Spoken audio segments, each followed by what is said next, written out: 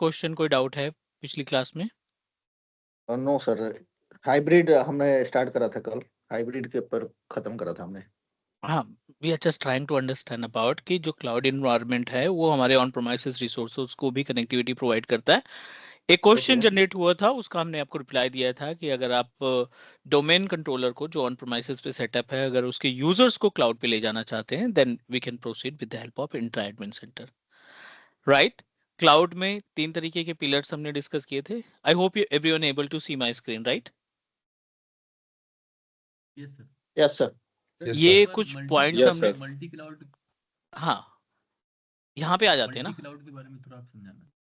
ठीक है, what is cloud, pillars of cloud का टेक्नोलॉजी, रीजन्स एंड जोन्स के बारे में बात की थी, डेटा सेंटर्स जो एस्टेब्लिश किए हैं प्रोवाइडर ने उनके बारे में बात की थी, Azure subscription because we are trying to understand about the content of Microsoft Azure administrator AG 104 के कंटेंट के बारे में हम डिस्कस कर रहे हैं।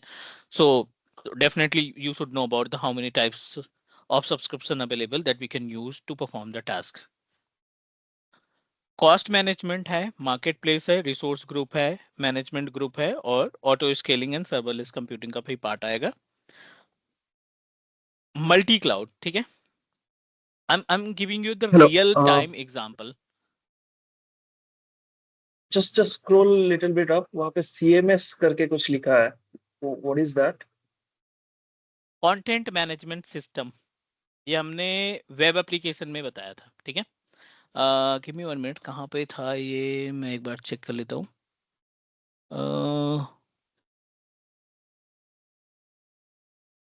नो, वेब एप्लीकेशन के केस में हमने this one, Yeah.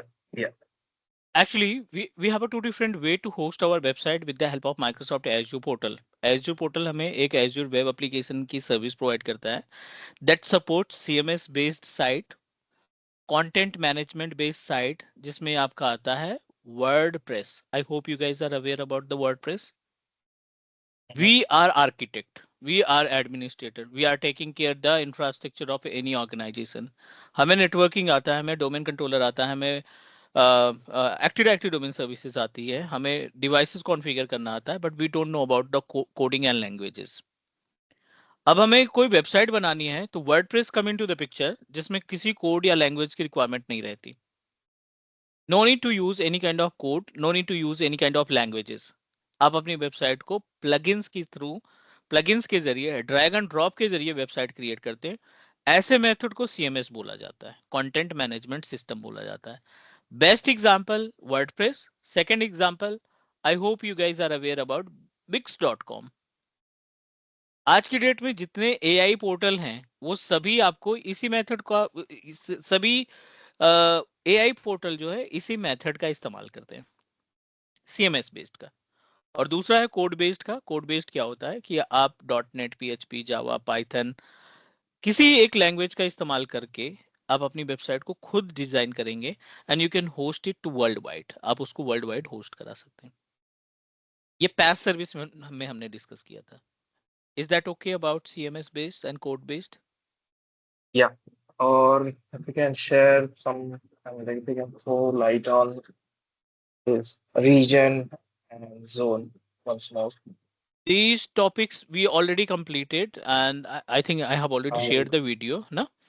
So but let me help you to understand about the gap, क्योंकि सारी चीजें जो हमारी 1.5-2 घंटे की क्लास में हुई थी, तो but let me give you idea. Region and zones का कॉन्सेप्ट ये है, ये वर्ल्ड वाइड ग्लोब है हमारी। हर एक लोकेशन में इन्होंने डेटा सेंटर स्टैब्लिश कर रखा है। US में स्टैब्लिश कर रखा है, ऑस्ट्रेलिया में स्टैब्लिश कर रखा है, दुबई में स्टैब्लिश कर रखा है, राइट। मल्टीपल जियोग्राफिकल लोकेशन में इन्होंने डेटा को स्टैब्लिश कर रखा है।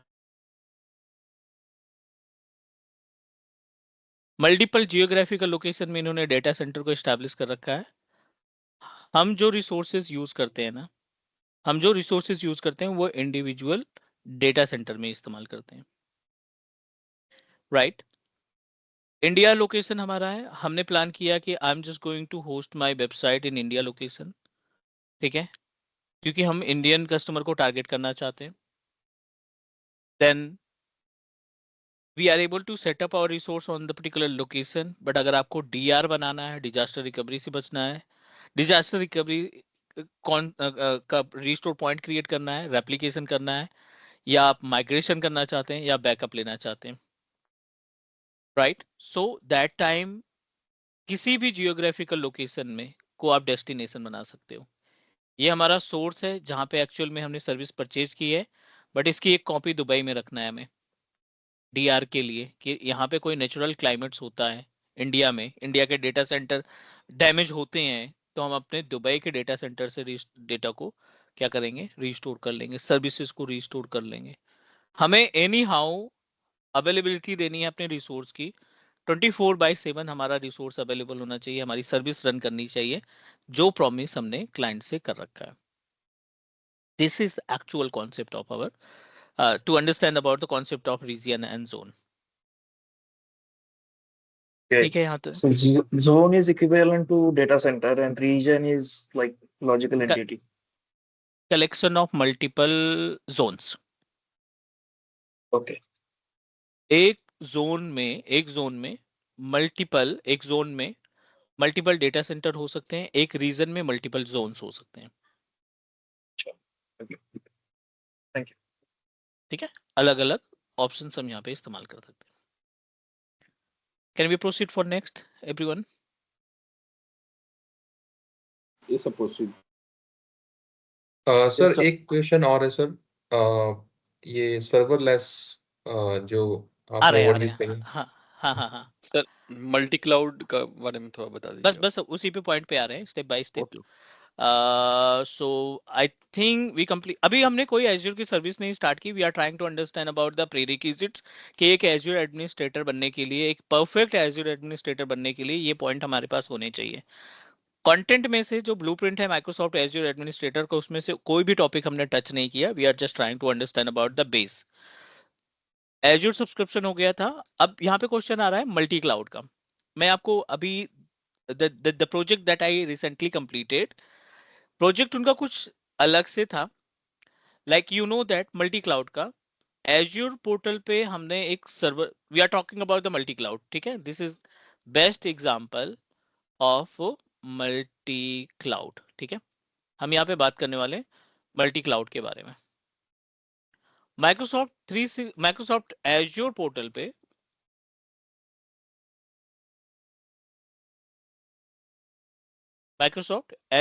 पे हमने क्या किया? We established one AVD host pool, and in this AVD host pool we created 20 virtual machines, and these 20 virtual machines basically handled by 40 users। मतलब एक वर्चुअल मशीन को 2 user at a same time access कर रहे हैं। ये हमारा current setup था। Client ने रिक्वेस्ट की, एवरीथिंग इज ओके, जो आपने सेटअप किया है सब कुछ सही है, but can you please control these devices from MS Intune। Intune Microsoft का दूसरा प्रोडक्ट है, दूसरा एक पोर्टल है जो आपको डिवाइस मैनेजमेंट MDM और MAM पे काम करता है। MDM और MAM पे काम करता है। क्लाइंट ने बोला इन 20 डिवाइस को आपको इनरोल करना है यहाँ पे, and you need to set multiple policies from this particular portal. Intune portal से आपको बहुत सारी पॉलिसीज कॉन्फ़िगर करनी है। Machine 1, we are not going to authorize Machine 1 to open control panel। Machine 2 का रिसाइकल बिन डेस्कटॉप पे नहीं दिखना चाहिए। Machine 3 सिर्फ इथरनेट केबल से इंटरनेट एक्सेस कर पाएगा, वाईफाई से इसको एक्सेस बंद करो। Machine 4 पे CMD नहीं रन कर सकते। These all are the permissions that you are going to configure with the help of Microsoft Intune। Source 1 which is Microsoft Azure, Source 2 which is Microsoft Intune portal। यहाँ पे 2 cloud का combination हुआ, which is considered as a multi cloud, and this is real time practical। Project number 2, one of my client established their VPN with the help of Amazon Web Services। AWS portal से हमारे client ने ना VPN बनाया। But BPN में user चाहिए, password चाहिए, authentication के लिए सर्टिफिकेट चाहिए। AWS का VPN उसको थोड़ा सा लाइक एज ए बेस्ट लग रहा था in price in compare of Azure, AWS पे थोड़ा सा सस्ता लग रहा था। But the user that they created on premises AD पे, उन्होंने यूजर को कहां पे क्रिएट किया था? ऑन प्रोमाइसेस पे क्रिएट किया था, ऑन प्रोमाइसेस AD पे। अब वो ऑन प्रोमाइसेस, एज्योर AD और AWS का VPN तीनों कंबाइंड करके यूज कर रहे थे, which is also considered as a multi-cloud. Everyone, please start to understand about the base. जहां पे हम मल्टीपल सर्विसेज, मल्टीपल पोर्टल से एक्सेस कर रहे हैं या परचेज कर रहे हैं, उनको कंबाइन करके अगर हमारा एक कोई प्रोजेक्ट पूरा हो रहा है, उनको कंबाइन करके अगर हमें कोई रिजल्ट दिखाई पड़ रहा है, which is multi cloud. Everyone, please let me know if you have any question regarding multi-cloud. Hello. No question sir. All right No ना, question, ये sir. ठीक है ना? Great. हाँ जी. अब Yes, हम yes. धीरे धीरे स्टेप को और बढ़ाते हैं, because we need to complete the point, because we need to start our content as per the Microsoft. But ठीक है, जितना ये स्ट्रांग रहेगा हमारा पोर्टल पे सर्विसेज, आप ऑटोमेटिकली मैनेज कर पाओगे. Subscription, recently we completed the part of subscription. Let's talk about the cost management. This is public really cloud तो important for यही it. हुआ ना सर, जो कोई भी शेयर सर्विस यूज करते हैं वो पब्लिक क्लाउड हुआ। Exactly. आपने अकाउंट बनाया अपना क्रेडिट कार्ड लगा के, मैंने अपना अकाउंट बनाया अपना क्रेडिट कार्ड लगा के, एक VM आपके पास रन कर रही है, एक VM मेरे पास रन कर रही है, बट बैकएंड से ना दोनों को एक ही डेटा सेंटर सर्व कर रहा है. It means that because we are using public cloud, private cloud में आपको डेडिकेटेड सर्वर्स या सर्विसेज मिलती हैं. ओके. कॉस्ट मैनेजमेंट की बात करते हैं, विच is really helpful for us, which is really important for us. Azure administrator की जिम्मेदारी बनती है कि वो कॉस्ट को मैनेज करे as per the company requirement. Cost को मैनेज करने के लिए हमें रिसोर्सेज का आना जरूरी है, हमें सर्विसेज का आना जरूरी है. I am going to show you how we can manage cost, how we can manage cost. This is our Microsoft Azure portal. Go to the subscription. Under the subscription आपको डिटेल मिल जाएगी कि कौन सा सब्सक्रिप्शन है. This is my pay as you go subscription. 747 rupees का अभी तक मेरे पास बिल आया है. Our responsibility to take care with the help of cost management.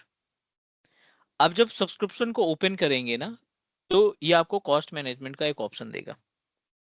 You just need to click on cost management. इसमें कई सारे फीचर्स मिलते हैं. एनालाइज करना, अलर्ट तैयार करना, बजट डिसाइड करना, या आप माइक्रोसॉफ्ट से कुछ एडवाइस लेना चाहते हैं, माइक्रोसॉफ्ट के एक्सपर्ट से कुछ एडवाइस लेना चाहते हैं to manage the bill environment. हम ट्रेनिंग में हैं तो definitely I am just going to decide my budget.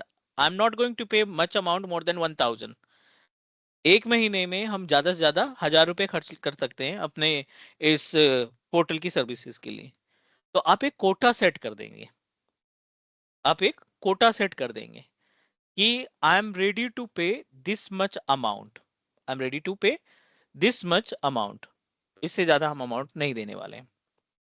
ठीक है. सो इन दिस सिचुएशन आपका जो पोर्टल है ना, उतने से ज्यादा आप बिल आगे बढ़ाएगा ही नहीं. I am going to set a kind of limit. Monthly billing पे है, क्वार्टरली बिलिंग पे है, ईयरली बिलिंग पे है, राइट? ये आपके ऊपर डिपेंड करता है. Calendar month you can decide, हर एक तारीख को आपका जो है बिल साइकिल रेडी हो जाएगा. But I am just going to proceed with monthly billing. Monthly billing के केस में जिस दिन से आपने अकाउंट बनाया था और अगले उसी तारीख को ये आपकी साइकिल चलेगी, जिसमें आपका एक दिन भी गैप नहीं होगा, सारे डेज जो है आपके कवर हो जाएंगे. क्रिएट डेट, आप कब से कब तक का डिजाइन करना चाहते हैं? मार्च 2025 से आप मार्च 2025 से 2027, 2 साल के लिए हम यहाँ पे अप्लाई कर रहे हैं. 21 मार्च से शुरू होगा और 28 मार्च को खत्म होगा, पूरे के पूरे 2 साल के लिए. या फिर आप 1-2 महीने के लिए बिल बनाना चाहते हो, I am just going to proceed for few months only. जून तक का बना लेते हैं, मतलब 2-3 महीने का. Everyone please try to understand. और हमने यहाँ पे ना सेट कर दिया 1000 रुपए। I am not going to pay more than 1000 rupees. Clear? Next पे क्लिक करेंगे। This is the threshold. Actual या फॉरकास्ट? एक्चुअल पे हम काम करेंगे, फॉरकास्ट पे नहीं करेंगे।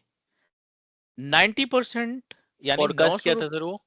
फॉरकास्ट मतलब एक आइडिया लगा लेना महीने का कितना आएगा।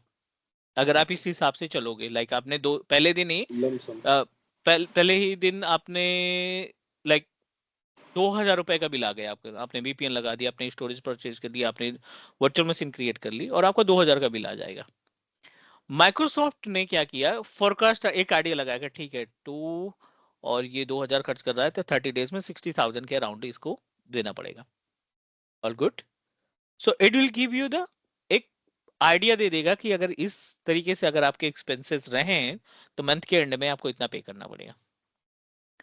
हमने यहाँ पे एक पहला अलर्ट लगाया, कंडीशन 900 रुपए का जब बिल आएगा ना तो इस पे हम अपना अलर्ट लगा देंगे और अलर्ट में हमारे पास मेल्स आना स्टार्ट हो जाएगी। I am just going to provide my own me email azurelive218@gmail.com। ठीक है, इस पे हमें अलर्ट आना स्टार्ट हो जाएगा। डिफॉल्ट लैंग्वेज चूज करते हैं, I don't want to choose anyone. Create किया। अब आपका बजट जो है 900 पे सेट हो गया, सॉरी 1000 रुपीज पे सेट हो गया। 900 पे आपके पास एक ईमेल जाएगी अलर्ट की कि मेक श्योर 100 रुपीज आपके और बचे हैं रिमेनिंग, उसके बाद आपके जो सर्विसेज है वो आप परचेज नहीं कर पाओगे, या उनकी जो बिलिंग है उनकी जो सर्विसेज है वो हम स्टॉप कर देंगे क्योंकि आपका लिमिट जो है बजट का वो पूरा हो गया, फुलफिल हो गया। कॉस्ट मैनेजमेंट में जैसे जैसे आप सर्विस को इंप्लीमेंट करते जाओगे ना, कॉस्ट मैनेजमेंट की चीजें आपको आना स्टार्ट हो जाएगी क्योंकि अभी हमने कोई भी रिसोर्स एज्योर पोर्टल पे नहीं परचेज किया, ना हमने स्टोरेज खरीदा, ना वर्चुअल मशीन बनाई, ना कोई वीनेट बनाया, ना कोई VPN बनाया, तो हमें नहीं आइडिया है कि किस तरीके से एज्योर चार्ज करता है।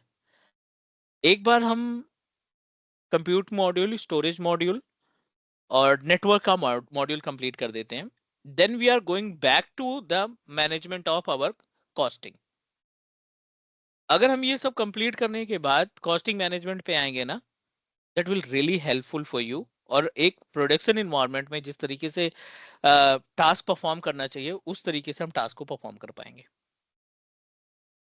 Everyone please clear your doubt, because अभी हमें आइडिया ही नहीं कि इस दुकान पे जो सामान है उनकी कॉस्टिंग क्या है, तो हम पूरे महीने का बजट सेट नहीं कर पाएंगे, या हमें कौन कौन सी चीजों की जरूरत है और हमें कौन कौन सी सर्विसेज परचेज करनी है, वी डोंट नो, तो हम अपने पूरे मंथली बजट को नहीं जस्टिफाई कर पाएंगे या नहीं सेट कर पाएंगे कि इतना बजट लेकर चलते हैं। 1-2 महीने हम पहले सर्विसेज खरीदेंगे, रिसोर्सेज को यूटिलाइज करेंगे, and then we are going to manage the part of costing. Done please? वो एक्शन ग्रुप करके जो ऑप्शन है, what is that? Action group can help us to bind our alert with existing method that you used. आपने mobile message send alert लगा रखा है action group में, alert आपका अलग जगह से तैयार होगा, एडिटिंग उसकी अलग जगह पे होगी। पहले आप अलर्ट बनाएंगे, अलर्ट बनाने के बाद उसको बजट्स के साथ एसोसिएट करेंगे कि हमें मैसेज मिलना चाहिए मोबाइल पे, हमें ईमेल पे मैसेज मिलना चाहिए कि अगर हमारा जो अकाउंट है 900 के आसपास रीच होता है तो हमें एक ईमेल रिसीव होनी चाहिए कि you successfully reach 900 rupees, so make sure कि 1000 रुपीज तक का आपके पास स्पेस है, 100 रुपीज और आप इस पे इंक्रीज कर सकते हैं। ये 1000 के पास जाएगा तो ये डिसेबल हो जाएगा अकाउंट, राइट? सर्विसेज डिसेबल हो जाएंगे, अकाउंट नहीं डिसेबल होगा, हमारी ओके, सर्विसेज ओके। डिसेबल हो जाएंगी क्योंकि अकाउंट को रीएक्टिव करने में बहुत प्रॉब्लम होती है। ठीक है ना? ओके। आप पेमेंट देने के बाद भी हमें मोस्टली जो रीएक्टिवेशन का है ना, बिकॉज मेरा 2 अकाउंट अभी डिसेबल्ड में है, ठीक है ना, तो रीएक्टिव में थोड़ी सी प्रॉब्लम होती है, like you need to proceed with no dues, आपका कोई पेमेंट ड्यू नहीं होना चाहिए, बहुत सारी रिक्वायरमेंट जस्टिफाई करना पड़ेगा, लाइक कि why you not paid like as your amount या बिल जो भी नहीं दिया था उसका रीजन जस्टिफाई करिए लाइक दैट, तो उसमें प्रॉब्लम होती है। अकाउंट आपका एज इट इज रहेगा, but we must need to like as it must need to disable the all services, जितनी भी सर्विसेज आपने खरीद रखी हैं उनको डिसेबल मार देगा ये। Clear please? Hello? Yes yes yes yes sir. yes Clear. sir. तो ये तो नॉर्मल सी चीजें थी, यहां तक उम्मीद है कि कोई कंफ्यूजन या डाउट नहीं होगा। तो अगले पॉइंट पे चलते हैं हम। अगला जो पॉइंट है हमारा ना, which is related to market place, जो हमने देखा था, which is really important and helpful for every Azure administrator engineer. Azure portal जब आप ओपन करोगे, we are able to find a number of services. I'm going to click on general tab, और general tab में आपको बहुत सारे options दिखाई पड़ रहे हैं। सब्सक्रिप्शन भी हमारा इसी पार्ट में आ रहा है, right? We are able to find the subscription, template, billing management, quota management, quota मतलब एक लिमिट सेट कर देना, हेल्प एंड सपोर्ट की सर्विसेज भी हमें यहाँ पे दिखाई पड़ रही हैं, right? And it will also give us option related to the market place. यहीं पे हमारे पास एक मार्केट प्लेस का ऑप्शन दिखाई पड़ेगा। We just need to open the page of marketplace. It works just like as a shopping mall. अभी आप देखेंगे इसकी कैटेगरी, लेफ्ट पैनल पे मार्केट प्लेस में ये कैटेगरी हो गई, IT and management tool, approximately 6000 application ये प्रोवाइड कर रहा है। कंप्यूट में 5000 प्लस, डेवलपर टूल्स में 3000 प्लस, सिक्योरिटी में 3000 प्लस। अब देखिए total number of services more than 10,000 services को कंटेन करके देता है। Marketplace is a place, marketplace, Azure Marketplace is a place where we can purchase any kind of resources. हमें firewall चाहिए सोफोस का, सोफोस फायरवॉल, ठीक है।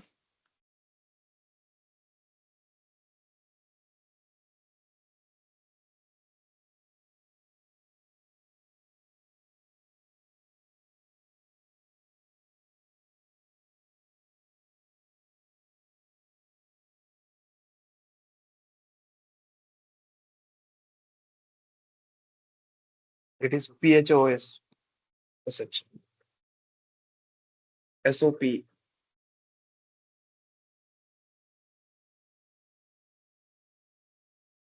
या देख लेते हैं। POSH. SOPOSH.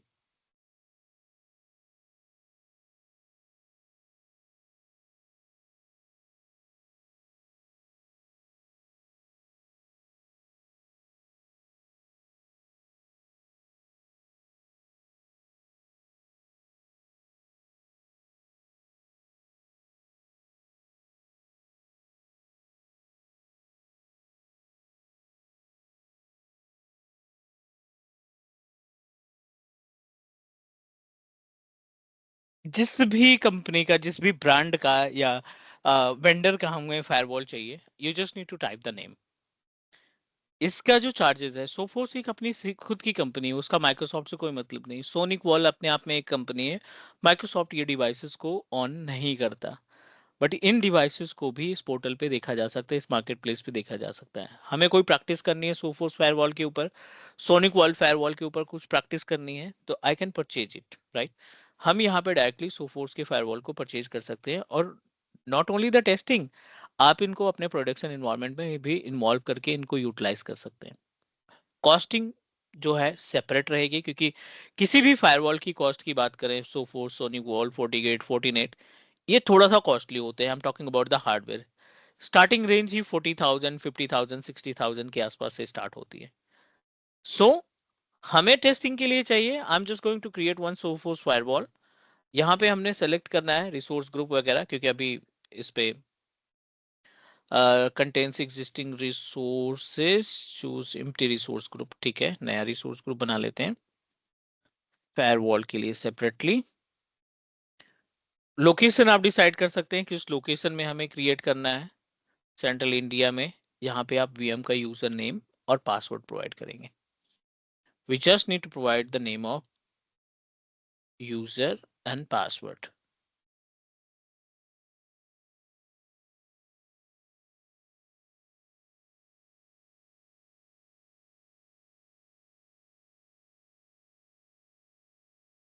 Within minute you can set up your Sophos firewall directly from Microsoft portal.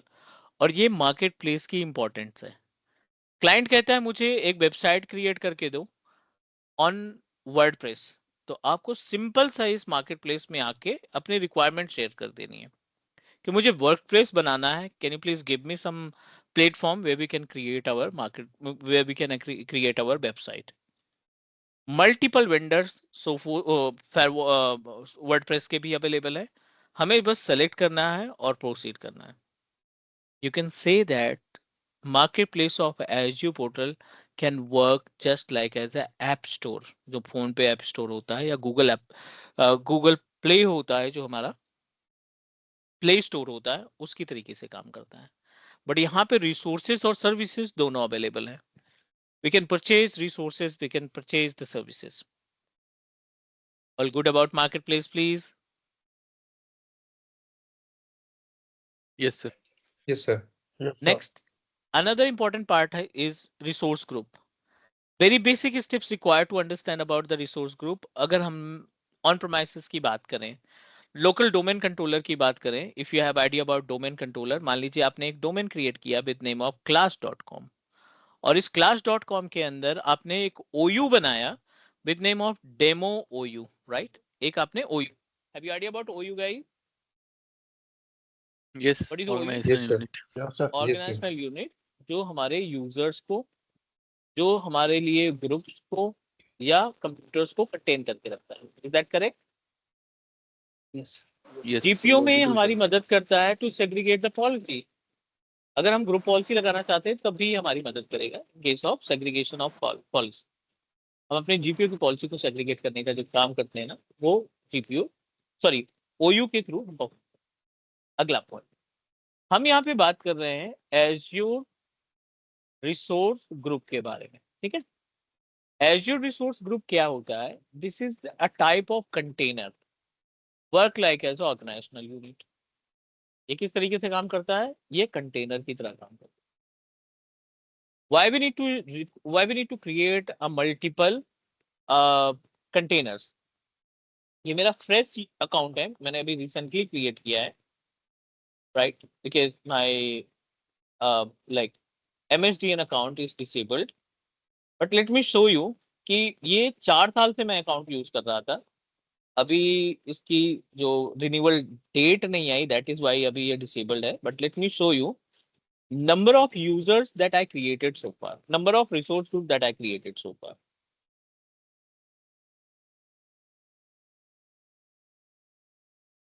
This is my another account which is associated with MSDN subscription, but unfortunately both the subscriptions are disabled, right? $100 17 को आएगा और 17 में कुछ remaining amount बचा है जो वो fulfil हो जाएगा, then it will automatically activate. अभी यहाँ पे 4000 समथिंग के आसपास है. $100 दो बारी हमें मिलते हैं, $100 प्लस $100 दो बारी मिलते हैं. $200 आएगा जिसमें से 4000 समथिंग लेस होके बाकी क्रेडिट अमाउंट हमें मिल जाएगा. We are trying to understand about the resource group. Point पे आ जाता है 4905 रुपीज. ठीक है, रिसोर्स ग्रुप पे आ जाता है. The account that I am currently like, जो अकाउंट हमने ओपन किया है ना, ये मैं पिछले 4 साल से इस्तेमाल कर रहा हूँ. n number of batches, n number of project, n number of kind of technical support provide किए. Segregation जरूरी है. Segregate the all services, all the clients. हम यहाँ पे जाते हैं रिसोर्स ग्रुप में, जनरल में जाएंगे और जनरल में हमारे पास एक होगा रिसोर्स ग्रुप. अब देखिए लिस्ट बनी है रिसोर्स ग्रुप की.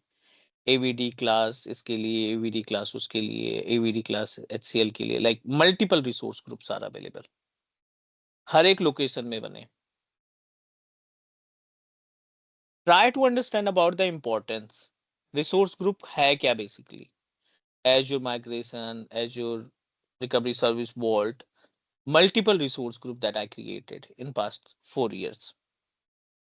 एक Azure एडमिनिस्ट्रेटर की रिस्पॉन्सिबिलिटी बनती है कि वो एक साथ मल्टीपल क्लाइंट को हैंडल करें, उनके प्रोजेक्ट को हैंडल करें.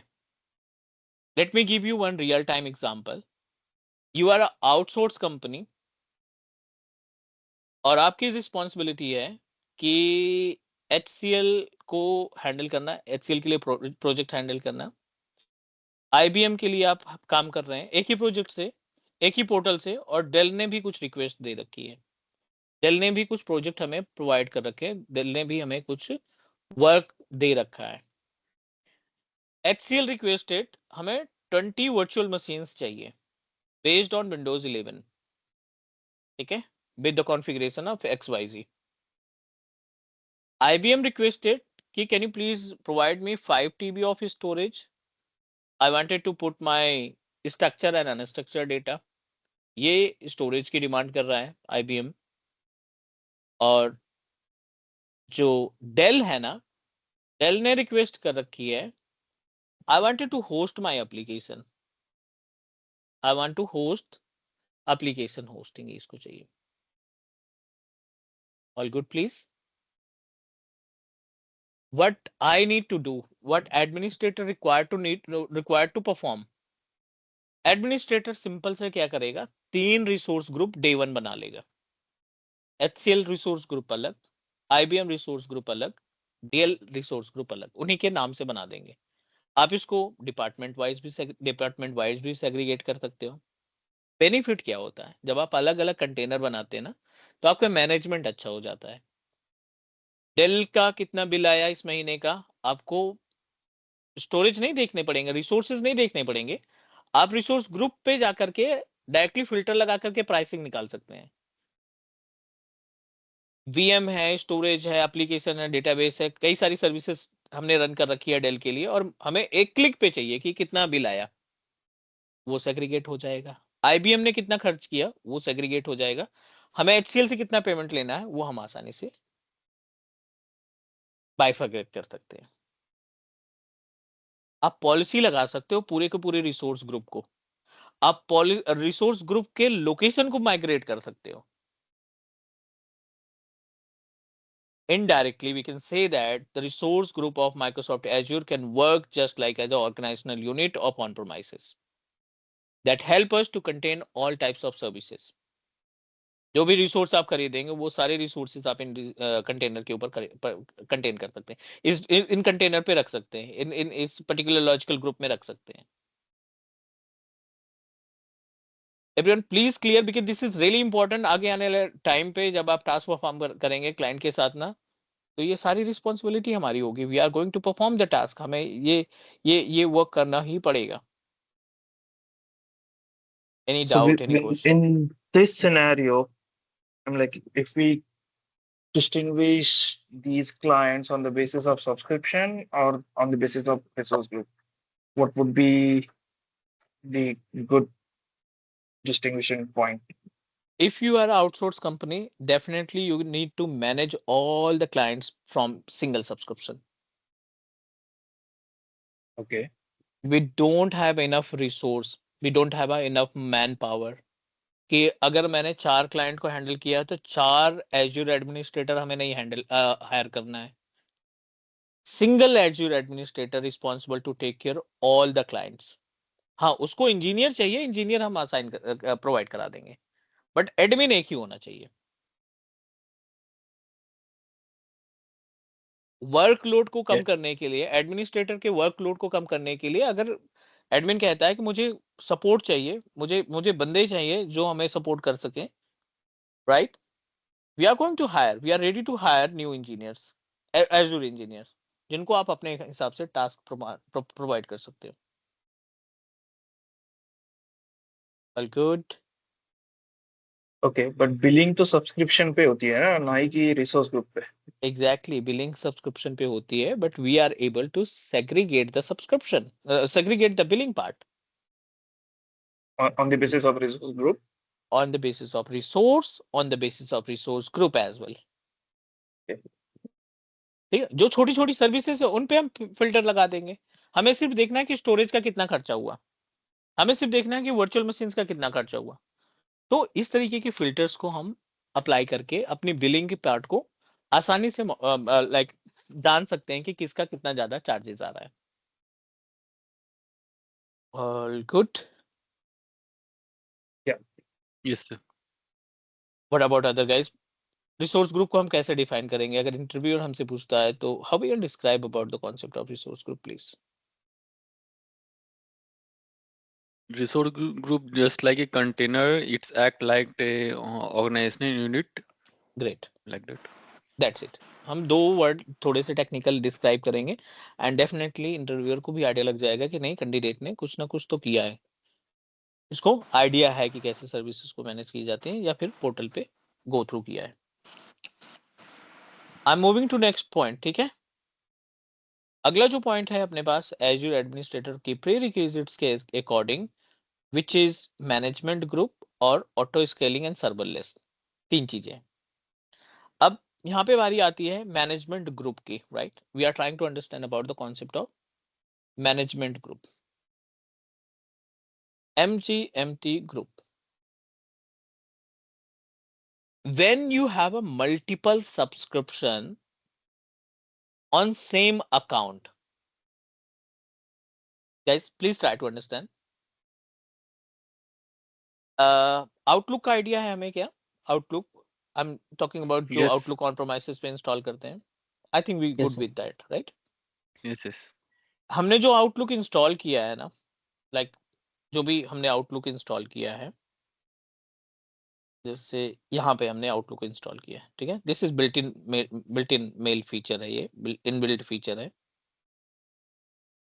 इसमें एक दो मेल बॉक्स दिखाई पड़ रहे हैं ना. ये एक मेल बॉक्स अलग है, ये दूसरा मेल बॉक्स है. ये एप्पल की आईडी पे है और ये मेरे पर्सनल ईमेल आईडी से एसोसिएटेड है. सिंपल सा I wanted to describe about कि एक पर्टिकुलर पोर्टल के एक पर्टिकुलर मेल बॉक्स में, सॉरी, एक particular what we can say that Outlook पे, एक पर्टिकुलर आउटलुक पे मल्टीपल प्रोफाइल को ऐड किया जा सकता है. यू कैन डू दैट ना. एक पर्टिकुलर आउटलुक पे मल्टीपल ईमेल अकाउंट को कॉन्फ़िगर किया जा सकता है. As it is Microsoft Azure portal पे जो आप ईमेल आईडी इस्तेमाल कर रहे हो ना, लॉगिन किए हैं, जो ईमेल आईडी और पासवर्ड का इस्तेमाल किया हमने, उस ईमेल आईडी का इस्तेमाल करके, एक ही यूजर आईडी और पासवर्ड का इस्तेमाल करके, this is my email ID that I use to create or sign up myself over a Microsoft Azure portal. इस अकाउंट से आप मल्टीपल सब्सक्रिप्शन हैंडल कर सकते हो. The account that I am going to use, which is कुछ भी हो सकता है वो. मैं अपने केस की बात करूं तो this is my account.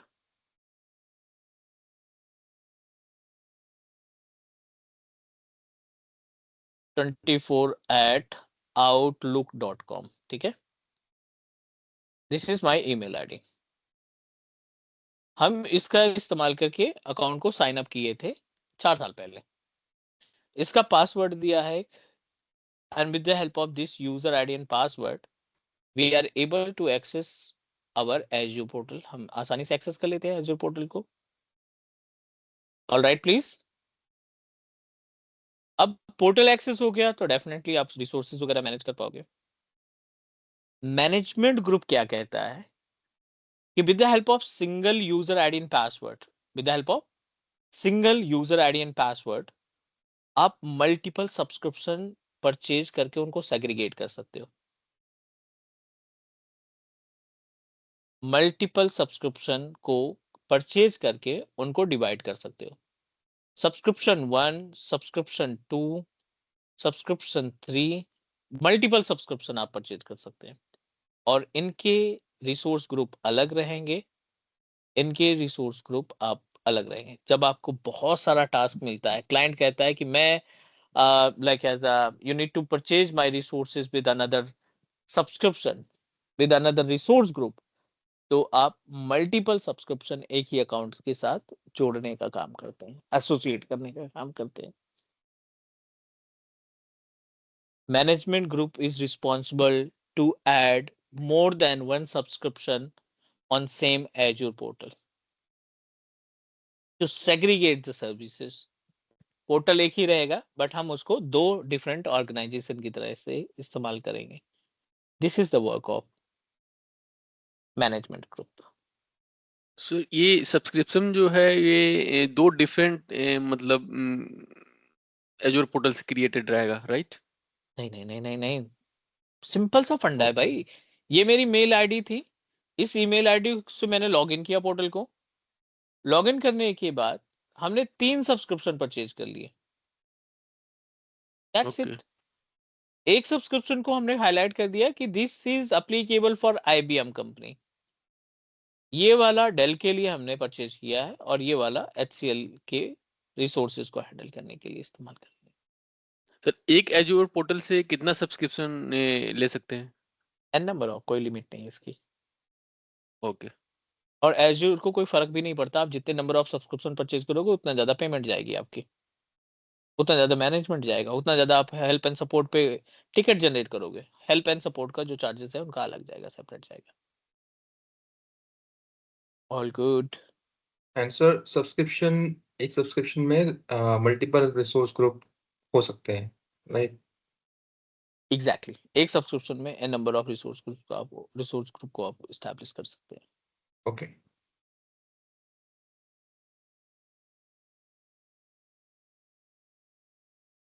Any other question please? और किसी का कोई क्वेश्चन इसमें?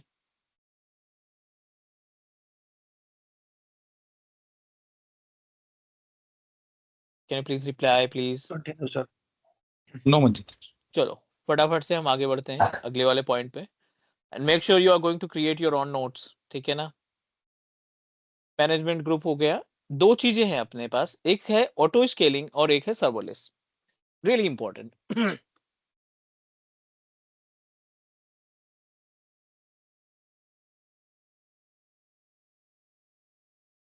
ऑटो स्केलिंग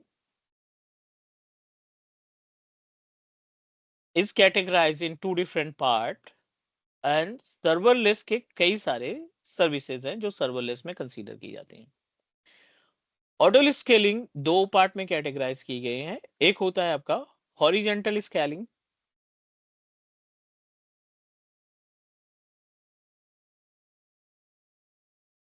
और दूसरा होता है वर्टिकल स्केलिंग। ठीक है, हॉरिजेंटल स्केलिंग और वर्टिकल स्केलिंग। हॉरिजेंटल स्केलिंग में क्या होता है? एक से ज्यादा इंस्टेंस बनते हैं। आपने एक रिसोर्स सेलेक्ट किया, मे बी वीएम, ठीक है, वर्चुअल मशीन सेटअप किया, इस पे आपने होस्टिंग कर दी, इसमें आपने वेब होस्ट कर दिया। अब वेब होस्ट करने पे डेफिनेटली आपने कोई कॉन्फ़िगरेशन डिसाइड किया होगा, कुछ ना कुछ तो कॉन्फ़िगरेशन होगा इस पे। 4 GB RAM, 8 GB RAM, 16 GB RAM, 32 GB RAM, कुछ ना कुछ हमने कॉन्फ़िगरेशन इसमें हार्डवेयर को कॉन्फ़िगरेशन दे रखा है। And now according to the configuration, कितना भी अच्छा कॉन्फ़िगरेशन क्यों ना हो, एक लिमिट होती है उसकी। लेट्स टेक एन एग्जांपल, इस डोमेन की, इस वेब सर्वर की लिमिट है 5000 hits at a same time. Hits मतलब वेबसाइट है, 5000 यूजर इसको एक समय में हिट कर सकते हैं। 5000 तक कोई प्रॉब्लम नहीं होगी, बट 5000 के ज्यादा अगर यूजर्स हुए तो it may be create a problem, right? तो आपकी वेबसाइट डाउन हो सकती है, तब आपके सिस्टम में प्रॉब्लम आना स्टार्ट हो सकती है। बेसिकली यहाँ पे क्या होता है ना, हॉरिजेंटल स्केलिंग, अगर आपका, ये आपको सेट करना पड़ेगा। आपने थ्रेशोल्ड सेट कर दिया 90% पे। सीपीयू यूसेज अगर हमारा 90% गया तो we are going to add one more virtual machine. Auto scaling इसमें एक वर्चुअल मशीन, पूरी की पूरी वर्चुअल मशीन की क्लोन बना देगा, जो इसमें था वही इसमें हो जाएगा। और जो 5000 की कैपेसिटी थी वो कितनी हो जाएगी? 10 की कैपेसिटी हो जाएगी, क्योंकि हमारे पास 2 वीएम हो गई, 2 होस्ट सर्वर हो गए। इन दोनों के मिला करके 10,000 से ज्यादा हिट आना, 10,000 के आसपास हिट आना स्टार्ट हुई, और सीपीयू हमारा फिर से 90% गया, तो ये तीसरी वर्चुअल मशीन को जोड़ देगा। ये हॉरिजेंटल होता है स्केलिंग, जिसमें वीएम इकट्ठा होती जा रही है, वीएम बढ़ती जा रही है। Let's talk about vertical scaling. यहाँ पे वीएम नहीं इकट्ठा सर होती। हेलो हाँ जी, या I can hear you. Sir, ये अभी हीट गया 10,000 तो एक वीएम ऐड हुआ, तो अगर ये हीट अगर 90% के नीचे जाता है तो ये धीरे धीरे कम भी तो होगा ना सर्वर ऑटो ऑटो, या ऐसे ही मतलब ये कंटिन्यू ही रहेगा? ऐड हो गया वन टाइम, अगर वीएम ऐड हो गया तो ये एग्जैक्टली एग्जैक्टली, मतलब ये टोटल मिला के हमारे बजट को भी ध्यान में रखता है और हमारी सर्विसेज, हमारी रिसोर्सेज को भी ध्यान रखता है। कस्टमर को तभी फायदा मतलब है। मतलब मतलब ये ऑटो मैनेज होगा, अगर ऑटोमेटिक 90% के ऊपर जाता है तो ऐड होगा, 90% के नीचे रहेगा तो वो मतलब नहीं नहीं नहीं नहीं वहां नहीं से नहीं, इतना ज्यादा एक पे ही गैप नहीं होते।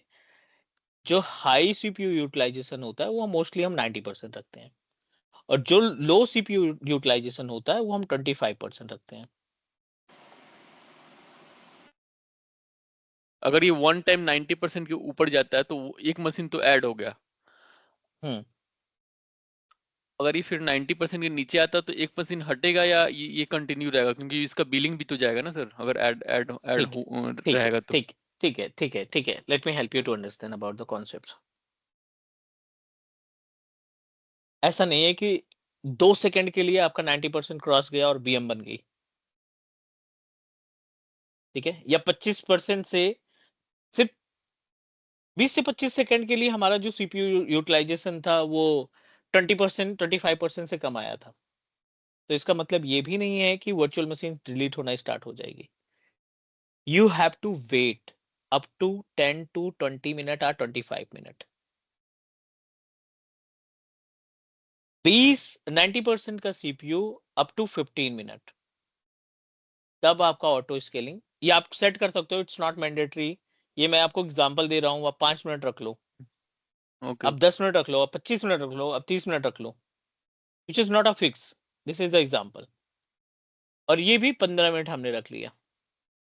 अगर आपका 15 मिनट तक प्रोसेसर 25% से नीचे गया, तब ये सोचेगा कि वर्चुअल मशीन डिलीट करनी चाहिए। अब अगर ये 90% से प्लस गया 15 मिनट तक, तब ये ओके। सोचेगा कि वर्चुअल मशीन को ऐड करना है। क्लियर? Yes sir. बहुत सारी चीजें हैं, जब हम इसको इंप्लीमेंट करेंगे ना तब ज्यादा क्लियर होंगी, बट उस टाइम पे हमें उतनी मेहनत नहीं करनी पड़ेगी जितना हम अभी क्लियर करके चलेंगे। All good please? यस ये सर। जब नया वीएम यस ऐड सर। होता है हाँ हाँ, तो लाइक उसका जो कॉन्फ़िगरेशन रहेगा वो बाय डिफॉल्ट ले लेता है पहले वीएम से, या कैसे रहेगा? एग्जैक्टली, जो बेस बीएम होता है ना, जो हमारा मेन बीएम होता है, जो जिसको हमने क्रिएट किया है ऑटो स्केलिंग के पहले, ए टू जेड जो भी अपने सर्विसेज उसमें कॉन्फ़िगर की है, जो भी आपने सेटिंग कर रखी है, जो भी हार्डवेयर कॉन्फ़िगरेशन दे रखा है, एज इट इज कॉपी होकर दूसरी वर्चुअल मशीन बन जाएगी। वो जो आपने बोला क्लोन हो जाएगा, तो वो क्लोन ही हो जाएगा काइंड ना, ऑफ मतलब। Clone, yep, kind of clone. But then let's say ये हमारा वेब सर्वर है, जो फर्स्ट वीएम वेब सर्वर है, तो ये जो सेकंड वीएम जनरेट होगी उसका आईपी वो उसके ये रिकॉर्ड में कैसे ऐड हो जाएगा जो वेबसाइट के? VMs are not responsible to entertain domain directly. VMs directly domain पे हम ऐड ही नहीं कर सकते ना, हमें 10 VM क्रिएट करनी है, 10 की पब्लिक आईपी एड्रेस को हम कैसे ऐड करेंगे? ये सभी काम होता है एलबी के बैकएंड में। ओके। ये सभी एलबी को कनेक्ट करती हैं, ठीक है। इनका पब्लिक आईपी एड्रेस क्या है, प्राइवेट आईपी एड्रेस क्या है, हमें कोई फर्क नहीं पड़ता। अच्छा। हम अपने एलबी को ना एक रिजर्व आईपी दे के रखेंगे, वो भी पब्लिक की, ठीक है, और इस रिजर्व आईपी से हमारा डोमेन जुड़ा रहेगा। यहाँ पे कुछ सर भी इसमें चेंजेस होते फ्रंट हैं। एंड और बैक एंड का क्योंकि ऐसा रहता है ना? एग्जैक्टली। क्योंकि सर यहाँ पे वेब होस्टिंग का एग्जांपल हम लोग लिए हैं, तो अगर वेब होस्टिंग का आईपी अगर चेंज होता है तो आपकी वेबसाइट ये डाउन हो जाएगी। हाँ डाइन हो जाएगी, तो इसलिए रिजर्व करके चलेंगे यहाँ पे कि अगर ये वीएम प्लस होता है तो ये आईपी इसको मिलना चाहिए, राइट? हम डीएनएस की आईपी को डोमेन के साथ जोड़ देंगे। अब बैकएंड में बीएम की क्या आईपी मिल रही है उससे वेबसाइट को कोई फर्क नहीं पड़ता, क्योंकि जो एलबी है ना वो आपकी वर्चुअल मशीन से प्राइवेट आईपी एड्रेस के थ्रू जुड़ा हुआ है। Okay. Okay, got, thank you. Welcome. So ये हो गई हॉरिजेंटल स्केलिंग। वर्टिकल स्केलिंग में क्या होता है ना, आप रिसोर्सेज को चेंज करते हो। आपने एक रिसोर्स वर्चुअल मशीन क्रिएट किया और यू फील कि इसमें 8 GB रैम हमने दे रखा है and you provided a 4 core of CPU and 120 GB of HDD। ये हमारा कॉन्फ़िगरेशन था। वर्टिकल स्केलिंग में आप इंडिविजुअल हार्डवेयर को चेंज करते हैं खुद से। रैम को 8 GB से 16 GB तक हमें ले जाना है। CPU कोर को 4 कोर से 6 कोर में कन्वर्ट करना है। ये हम टास्क परफॉर्म करेंगे। This is vertical scaling. Everyone please confirm. Once more, नहीं sir. आया समझ में sir, repeat one second. Whenever we perform any manual task with our virtual machine manually, RAM बढ़ा दी, CPU बढ़ा दिया, हार्ड डिस्क नहीं लगा दी, ये सारा का सारा टास्क आपका वर्टिकल स्केलिंग के केस में आता है। ओके, ये जो मैनुअली जो कर टास्क रहे हैं वो manually vertical. Task okay, perform करते हैं, एक एक पॉइंट पे, एक एक डिवाइस पे, एक एक कंपोनेंट्स पे, वो आपका कंसीडर किया जाता है एज ए तो सर इसमें वर्टिकल फिर डाउन स्केलिंग। टाइम लेना पड़ता होगा ना, डाउन टाइम राइट, सॉरी, इसमें वर्टिकल स्केलिंग के टाइम फिर डाउन टाइम लेना पड़ता होगा ना इसको अपडेट करते थे। वर्टिकल स्केलिंग के केस में फंडा यही रहता है कि like we need to set up a clone या उसका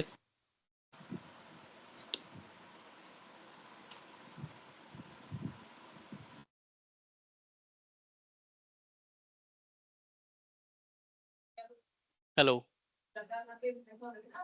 अनदर वर्चुअल मशीन। सर, आवाज नहीं आ रही थी आपकी। हेलो, आवाज आ रही? हाँ, अब आ रही है सर, यस उस सर, समय नहीं आ बीच रही। में मिस हो गई। ठीक है, तो यहाँ पे क्या होता है कि मोस्टली जो ऑटो स्केलिंग अगर इसमें हम चेंजेस कर रहे हैं ना, तो या तो वो टाइम डिसाइड करेंगे जिस टाइम पे प्रोडक्शन इन्वायरमेंट ना हो, या फिर आप इसका ना एक तरीके से स्नैपशॉट ले लोगे ऑपरेटिंग और उस स्नैपशॉट में देखिए या पूरे डिवाइस के configuration. All okay please. But sir, snapshot लेंगे तो ये तो मतलब अगर कुछ क्रैश हो गया सिस्टम उसको रिकवर करने के लिए, बट ये डाउन टाइम तो चाहिए ना सर, क्योंकि अगर रैम बढ़ाते हैं। नहीं, अभी हमने एक वीएम बनाया, उस पे हमारी सारी सर्विसेज चल रही हैं एंड वी रियलाइज कि नहीं, इसका जो सीपीयू यूटिलाइजेशन बहुत ज़्यादा जा रहा है और हमारी वेबसाइट स्लो हो रही है, जिसकी वजह से या कोई भी प्रॉब्लम हमें देखने को मिल रही है। ठीक है, वो भी हम एज इट इज चलने देंगे, उस वर्चुअल मशीन का स्नैपशॉट बना लेंगे और जो स्नैपशॉट के थ्रू वीएम बनाएंगे उसका कॉन्फ़िगरेशन हम चेंज कर देंगे। अभी ये रन कर रही है, दूसरे वाले ओके, डिवाइस की बात कर रहे हैं, उसको उसका हम क्या करेंगे, हार्डवेयर जो है इंक्रीज करके दे देंगे। तो इसमें ये क्लियर? मतलब वो वीएम जो स्नैपशॉट लेंगे इस पे स्विच हो जाएगा वो, मतलब उस पे तो भी रनिंग हमें है ना केवल पुराने। हमें केवल उसकी पब्लिक आईपी एड्रेस और प्राइवेट आईपी एड्रेस असाइन करनी है। वीनेट वही रहेगा, सारी चीजें वही रहेंगी। ओके, तो उसके लिए तो भी डाउन टाइम तो रहेगा ही ना, वीनेट डिटैच करके यहाँ पे अटैच करने के टाइम पे। वीनेट एक ही रहेगा, वीनेट हम नहीं चेंज कर रहे हैं, वीनेट एक ही रहेगा। उस आईपी एड्रेस को उसके साथ अटैच कर रहे हैं, या आईपी एड्रेस भी नहीं अटैच करनी है क्योंकि हमने लोड बैलेंसर लगा रखा है, तो जो चेंजेस नहीं, होगा वो लोड बैलेंसर पे होगा। In case of with like ये वीएम सिर्फ इंटरनल ऑर्गेनाइजेशन को डील कर रही है, नॉट इंटरनेट फेसिंग, हम्म, तो उस केस में तो एलबी वगैरह तो नहीं रहेगा ना। नहीं बिल्कुल हम बना सकते हैं ना, इंटरनल एलबी ओके, होता है, एक्सटर्नल एलबी होता है, कोई से एलबी के अंदर आपको दोनों ऑप्शन मिल जाते हैं। Do you want to set up your load balancer for world wide or outside the organization? You are going to establish LB within the organization. It's up to you. तो इसका snapshot बनाएंगे तो ये load balancer पे कैसे मतलब करना पड़ेगा ना, या खुद से हो जाएगा ये? वर्चुअल मशीन को ऐड करना पड़ेगा ना उस एलबी के अंदर, आपके पास मैनुअली ऑप्शन होगा and you okay, have to add the virtual machines तो मैनुअली। तो इसका स्नैपशॉट बनाएंगे तो आईपी वगैरह खुद देना पड़ेगा ना इसका? नो मैटर भाई, अभी तो हमने थोड़ी देर पहले ये डिस्कस किया कि इनकी आईपी एड्रेस क्या है, उससे कोई फर्क नहीं पड़ता क्योंकि हमने अपने लोड बैलेंसर की आईपी एड्रेस को कनेक्ट कर रखा है डोमेन के साथ। ओके, इसमें क्या चेंजेस हो रहे हैं, इसकी आईपी एड्रेस क्या हो रही है, क्या नहीं हो रही है, बस इस मशीन को एलबी के साथ जुड़ा रहना है बस। ये ओके, जुड़ा रहेगा तो हमारी सर्विसेज पे कोई फर्क नहीं पड़ेगा। Clear please? हेलो, यस ऐसा किया यस सर लास्ट पॉइंट है अपने पास सर्वरलेस कंप्यूटिंग, ठीक है ना। बहुत सारी सर्विसेज हैं जो सर्वरलेस कंप्यूटिंग की तरह काम करती हैं। सर्वरलेस कंप्यूटिंग का कॉन्सेप्ट क्या होता है ना, कि जो कॉस्टिंग है इस पे बहुत बड़ा इम्पैक्ट किया है सर्वरलेस कंप्यूटिंग ने। वर्चुअल मशीन बनती है सर्वरलेस कंप्यूटिंग से, होस्टिंग होती है, डेटाबेस सेटअप होता है, एक्टिव डायरेक्टरी सर्विसेज एस्टैब्लिश करते हैं, बहुत सारी रिसोर्सेज को मैनेज किया जा सकता है सर्वरलेस कंप्यूटिंग के थ्रू। हमने प्लान किया कि एक वीएम क्रिएट करते हैं by using serverless computing, not by using auto scaling या मैनुअल सेटअप करके। सर्वरलेस कंप्यूटिंग क्या होता है ना, आप एक रेंज डिसाइड करते हैं। ये हो गया लो, ये हो गया हाई। हमने कॉन्फ़िगरेशन स्टार्ट किया लो से, 4 GB of RAM, 2 core CPU, और हाई में 64 GB of RAM and 12 core CPU, ठीक है। और इस पे हमने करा दी होस्टिंग, एवरीथिंग इज ओके। अभी हमारा स्टार्टअप है, वेबसाइट पे हिट जो है 2 से 3,000 के बीच में आ रही है, 4 GB में काम चल जा रहा है हमारा, कोई प्रॉब्लम नहीं हो रही है। अब ये नंबर ऑफ हिट्स जो है ना इंक्रीज होने लगी, 5,000 से 6,000 हो गई। अब आपका जो CPU यूटिलाइजेशन था, सॉरी रैम और प्रोसेसर था, इतने पे हमें देने पड़ते थे 2,000 रुपए पर मंथ, बिल का अमाउंट बात कर रहे हैं। अब आपका ये लोड बढ़ा तो ये ऑटोमेटिक रैम और प्रोसेसर को ना यूटिलाइजेशन बढ़ा देगा। अब 8 GB रैम यूज होने लगी और 3 कोर का CPU इस्तेमाल होने लगा। अब जो दूसरे महीने का बिल आएगा लोड के हिसाब से, ये आपको 3,000 पे करना पड़ेगा।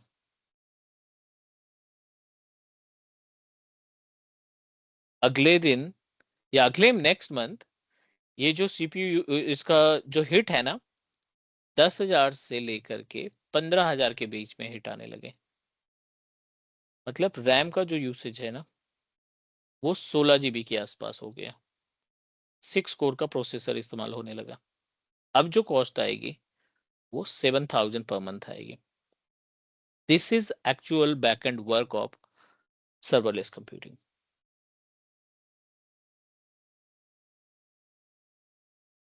चीजें समझ में आ रही हैं please? Yes sir. Yes sir इसमें कोई ना वर्चुअल मशीन को ऐड करने का इंतजार करना है, ना कोई वर्चुअल मशीन रिमूव होगी। आपके यूसेज के अकॉर्डिंग आपको बिल पे करना पड़ेगा,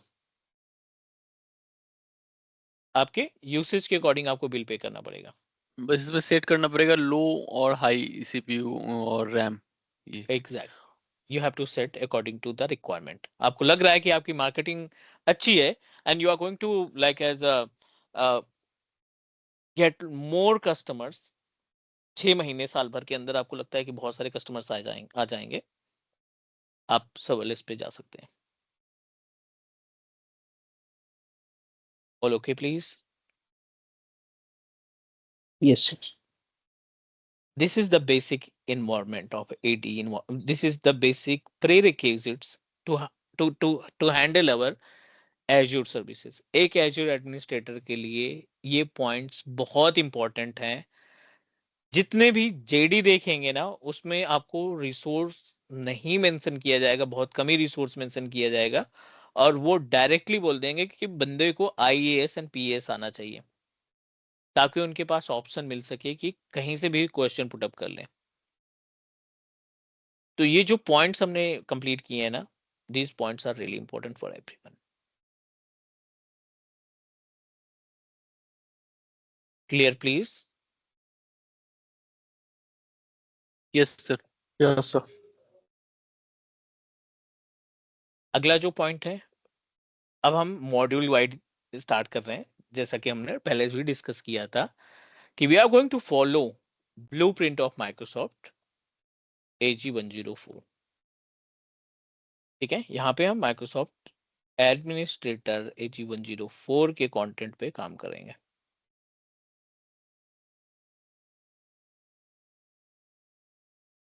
ठीक है, ये हमारा पहला मॉड्यूल है, manage Azure identity and governance. दूसरा मॉड्यूल है इम्प्लीमेंट एंड मैनेज स्टोरेज। तीसरा मॉड्यूल है deploy and manage computer resources. चौथा मॉड्यूल है our virtual network environment. Last module है monitor and maintain Azure resources. पहले मॉड्यूल से स्टार्ट करने के लिए एक छोटी सी प्रीरिक्विजिट है, आपको ऑन प्रोमाइसेस AD मैनेजमेंट आना चाहिए। You should know about how we can manage our on premises Active Directory domain services. ठीक है, या हम स्टोरेज से चल सकते हैं। वीनेट के लिए भी वर्चुअल नेटवर्क बेसिक आनी चाहिए। आप डिसाइड कर लो राइट कि कहाँ से स्टार्ट करना है, हमें गवर्नमेंट से स्टार्ट करनी है या स्टोरेज से स्टार्ट करनी है, जो कंपैटिबल लगे आपको उस बड़े मॉड्यूल से स्टार्ट कर देते हैं। एक छोटा सा ब्रेक लेते हैं just for 5 minute, right, 5 to 7 minute, और देन कंटिन्यू। तब तक आप एक बार डिसाइड कर लीजिए। 9:05 हो रहा है, 9:10 पे हम कंटिन्यू करते हैं। Is that okay? Okay sir. Thank you. Yes.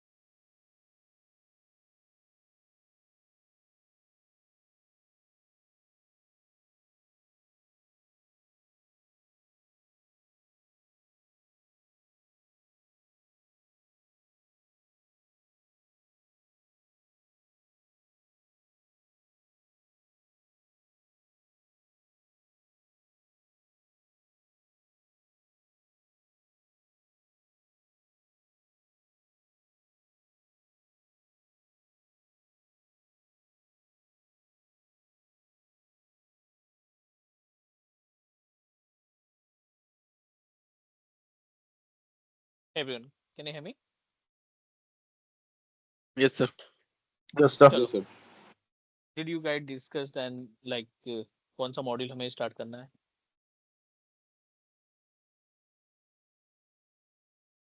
Hello sir अपने हिसाब से आप देख लो कौन सा सही रहेगा। prerequisite है, if you know about the on-premises Active Directory domain services, then we can proceed as it is, जैसा Microsoft बोल रहा है ऐसा हम मूव कर सकते हैं, बट आई डोंट वांट कि आपको लगे कि बहुत ज्यादा टफ है ये। सर एडीडीएस में जैसे आप पूछ रहे हैं तो उसमें मतलब आप क्या ये पूछ रहे हैं कि हम लोग एडी से फैमिलियर है कि नहीं, बस हाँ इतना जी, बस कि बस बस इतना ही। हाँ तो हाँ उतना तो तो सर सर पता फैमिलियर ही है, है। इतना पता उतना तो है। ऑलमोस्ट सारे ही होंगे सर। एडीडीएस इंस्टॉल करना है, यूजर की प्रॉपर्टीज में यूजर का पासवर्ड रीसेट करना है, यूजर के प्रॉपर्टीज में जाके रोमिंग प्रोफाइल कॉन्फ़िगर करना, छोटे मोटे ऑप्शन जो हैं वो आने चाहिए, ग्रुप आना चाहिए, ओयू आना चाहिए, है ना? Right sir. Yes yes sir है। Clear. I am going to start with according to the requirement, जो माइक्रोसॉफ्ट का ब्लूप्रिंट है उस पर फॉलो कर रहे हैं। पहला जो मॉड्यूल है इसमें 20-25% तक ये हमारी हेल्प करेगा in the environment final examination में। ये हमें 20-25% तक का सपोर्ट करेगा to perform the task, to get the kind of what we can say that examination questions 20 से 25% आएंगे। Manage Microsoft Entra user and groups. अभी जो हम माइक्रोसॉफ्ट इंट्रा देख रहे हैं ना, ये माइक्रोसॉफ्ट एडी था पहले। 3 से 4 महीने हुए माइक्रोसॉफ्ट ने इसका नेम चेंज किया, earlier it was Azure AD, अभी ये माइक्रोसॉफ्ट इंट्रा आईडी हो गया। कॉन्सेप्ट समझते हैं बिल्कुल बेस से, और उसके बाद फिर कंपेयर भी करेंगे अपने ऑन प्रेमाइसेस और क्लाउड को, दोनों के बीच में डिफरेंसेस देखेंगे कि क्या गैप होता है। Module 1 we are going to discuss about Microsoft Entra ID.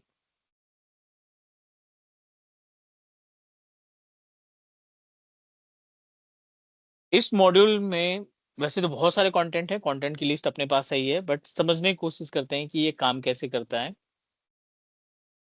एक ऑन प्रेमाइसेस सर्वर मशीन के ऊपर हम एडीडीएस की सर्विस को इंस्टॉल करते हैं, और मल्टीपल रिसोर्सेज जो हमारे पास है ना, उन रिसोर्सेज को हम कंट्रोल करने का काम करते हैं और मैनेज करने का काम करते हैं।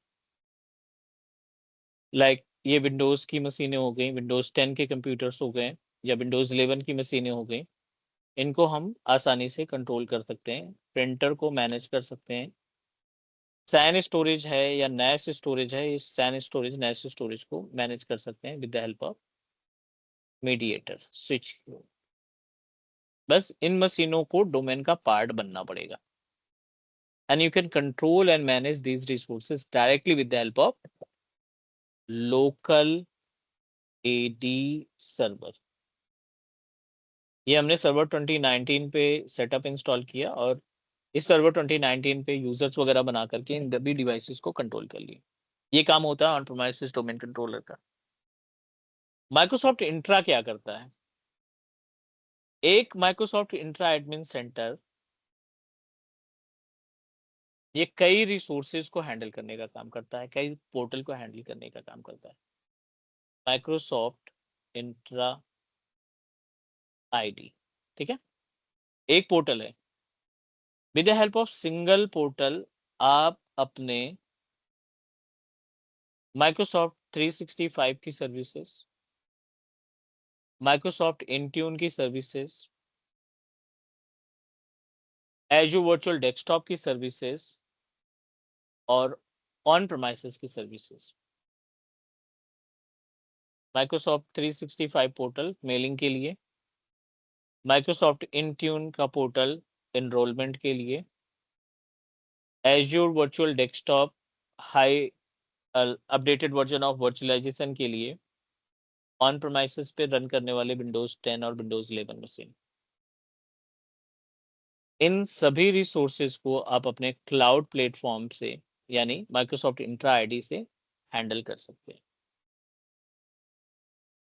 एक आपने यूजर बनाया माइक्रोसॉफ्ट इंट्रा एडमिन सेंटर पे जाकर के विद नेम ऑफ टेलनेट, आपने एक यूजर बनाया टेलनेट के नाम से।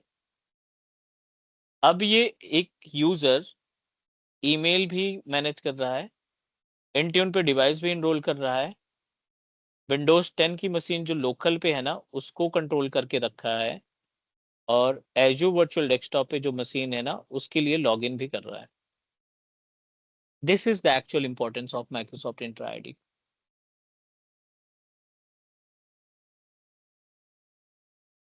Is all right please?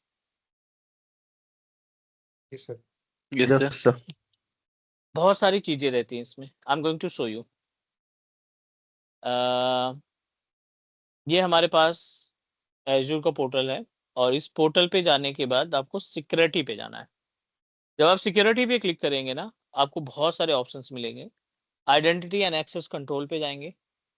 Identity and access control पे हमें माइक्रोसॉफ्ट इंट्रा आईडी दिखेगा, और ये माइक्रोसॉफ्ट इंट्रा आईडी आपको बहुत सारी इंफॉर्मेशन दे रहा है। जनरल टैब में ये आपका डिफॉल्ट आईडी हो गया,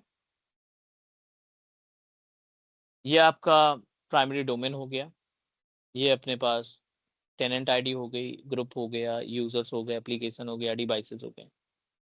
मेरा एग्जिस्टिंग यूजर है, that's why we are able to find this much information.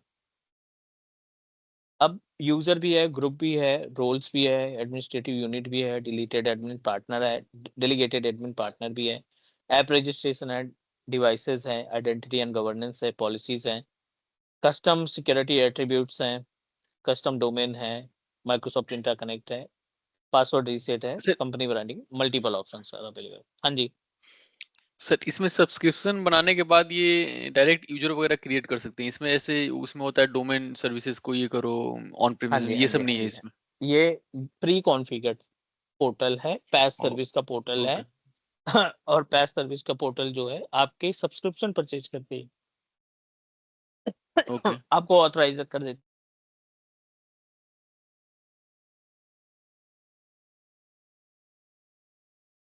जैसे ही हम सब्सक्रिप्शन परचेज करेंगे आपके पास सारे राइट्स आ जाएंगे। ओके ठीक है। यूजर पे हमने क्लिक किया और ये आपको बहुत सारे यूजर्स इंफॉर्मेशन देगा जो मैंने पहले तो बना रखे हैं।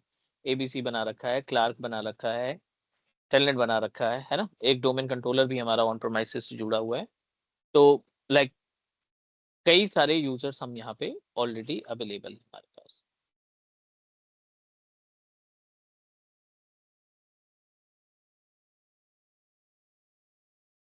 ठीक है, ये हमारे पास यूजर्स क्रिएट कर सकते हैं। अब ये जो यूजर आप बनाओगे ना, एक सिंगल यूजर आपके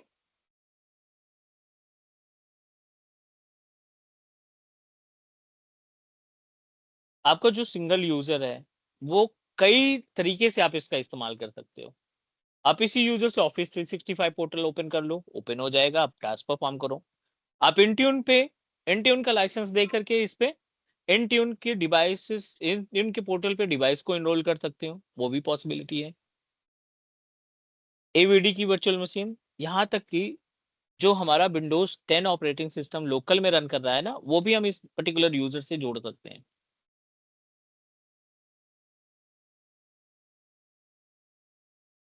all office 365 portal are integrated to each other. सारे पोर्टल जो हैं इंटीग्रेटेड हैं एक दूसरे से। एज्योर एडी एक कॉमन सर्विस है, माइक्रोसॉफ्ट इंट्रा आईडी एक कॉमन प्लेटफॉर्म है जहां से आप सारे के सारे प्लेटफॉर्म को, एज्योर के प्लेटफॉर्म को आसानी से हैंडल कर सकते हैं।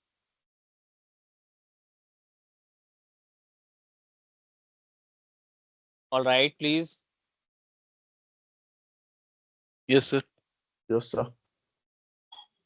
एक यूजर बना ले यहाँ पे, we are just going to create a user, और उसके बाद फिर हम इसको समझने की कोशिश करते हैं।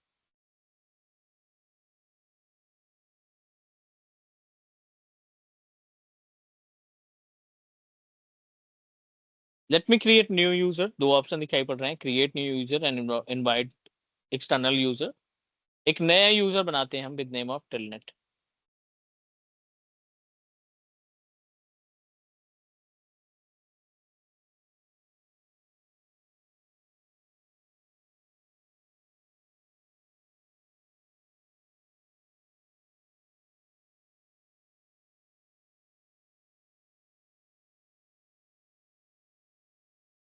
आई am going to provide the name. ये मेरा पर्सनल डोमेन है जो हमने godaddy.com से खरीद करके इसको इससे एसोसिएट किया है।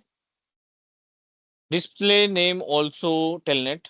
आई don't want to use default password, यहाँ पे हम अपना खुद का पासवर्ड देने वाले हैं।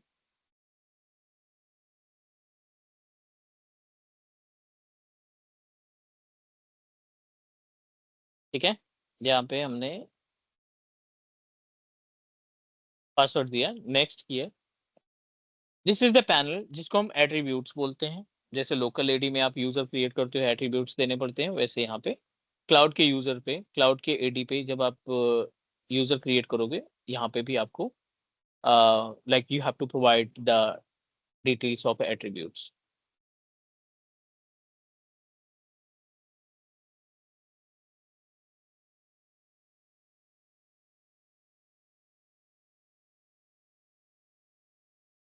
ये हमारा ऑन प्रोमाइसेस का डोमेन है। जब ऑन प्रोमाइसेस पे डोमेन क्रिएट करते हैं तो ये भी हमें जनरल ऑप्शन देता है, ये लाइक एड्रेस का ऑप्शन देता है। ये ऑन प्रोमाइसेस का एट्रीब्यूट्स है और ये हमारे पास क्लाउड का एट्रीब्यूट्स है, प्रॉपर्टीज का सारी इंफॉर्मेशन आ। अगला next, this is the panel जहाँ पे आप अपने यूजर को डेलीगेट कर सकते हैं, सेपरेट राइट्स प्रोवाइड कर, एडमिनिस्ट्रेटिव यूनिट का पार्ट बना सकते हैं, ग्रुप का पार्ट बना सकते हैं, रोल्स का पार्ट बना सकते हैं। मल्टीपल रोल्स आर अवेलेबल जो बाय डिफॉल्ट माइक्रोसॉफ्ट एज्योर देता है। कुछ रोल्स को हम अपने अकॉर्डिंग भी क्रिएट कर सकते हैं, हम अपनी रिक्वायरमेंट के हिसाब से भी रोल्स को क्रिएट किया जा सकता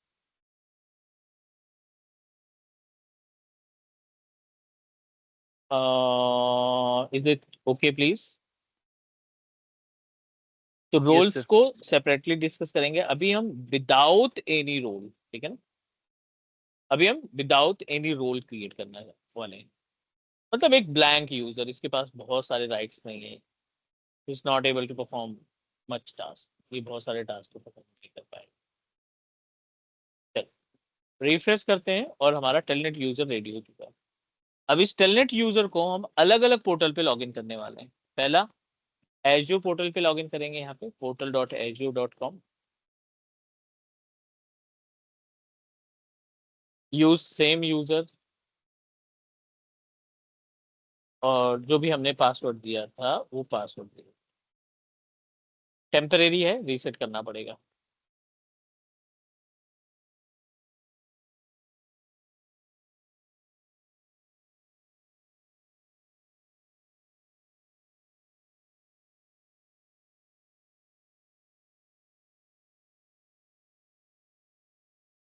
if required we need to configure multi factor authentication. अगर जरूरत पड़ी तो हम इसमें MFA भी लगा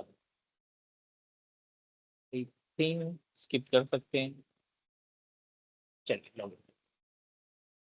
जो यूजर अभी हमने थोड़ी देर पहले बनाया ना, उस यूजर से हम अपने माइक्रोसॉफ्ट एज्योर पोर्टल को क्या कर सकते हैं, लॉगिन करा सकते हैं। We are able to access Microsoft Azure portal. हाँ, ये अलग का मैटर है कि आपको कोई सर्विसेज नहीं मिलेंगी यहाँ पे, क्योंकि सर्विस किसके ऊपर डिपेंड करता है, सब्सक्रिप्शन के ऊपर सब्सक्रिप्शन के ऊपर डिपेंड करता है। या तो आप एग्जिस्टिंग सब्सक्रिप्शन को शेयर करो इसके साथ, या इसके लिए एक नया सब्सक्रिप्शन परचेज करो।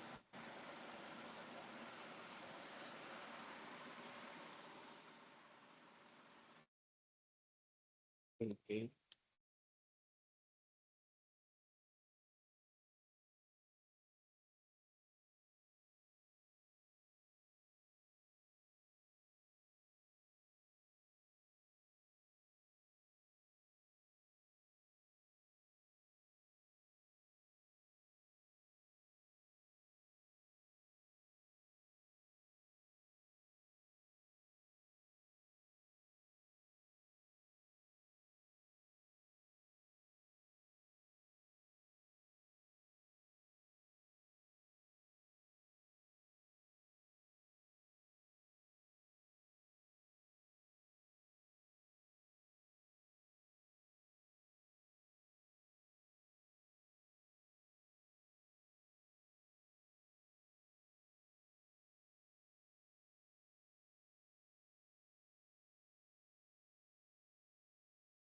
Done.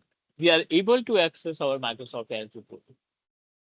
हम अपने इस यूजर अकाउंट के थ्रू पोर्टल को आसानी से एक्सेस कर पाए।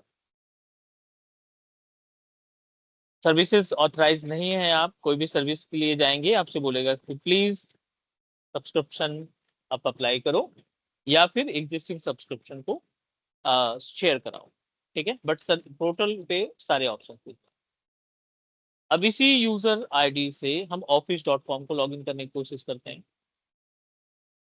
The user name is telnet@something. We are able to access Office 365 portal by using same user account. यहाँ पे telnet देखिए, इस यूजर पे क्लिक करेंगे telnet@teachmecloud.net। अब आपको इस पोर्टल का भी एक्सेस मिल रहा है। ग्लोबल एडमिनिस्ट्रेटर नहीं है, दैट इज द रीजन यहाँ पे एडमिन का ऑप्शन नहीं आ रहा है। अगर हम इसको ग्लोबल एडमिनिस्ट्रेटर बना देते हैं तो इस पे एडमिन के राइट आ जाएंगे, but we are able to access the portal. Next, Intune portal हम लॉगिन करते हैं, intune.microsoft.com। This is another. एक पर्टिकुलर यूजर Intune पोर्टल को भी लॉगिन कर रहा है, 1 2 3। We are able to connect it plus. आपके पास ऑन प्रोमाइसेस पे विंडोज 10 है या विंडोज 11 है। आपका टेलनेट यूजर आपकी डिवाइस को एज्योर पोर्टल के साथ कनेक्ट कर सकता है। आपका एडी यूजर, आपका माइक्रोसॉफ्ट इंट्रा आईडी का यूजर ऑन प्रोमाइसेस डिवाइस को, ऑन प्रोमाइसेस विंडोज 10 डिवाइस को, विंडोज 11 मशीन को क्लाउड के साथ जोड़ने का काम कर सकता है।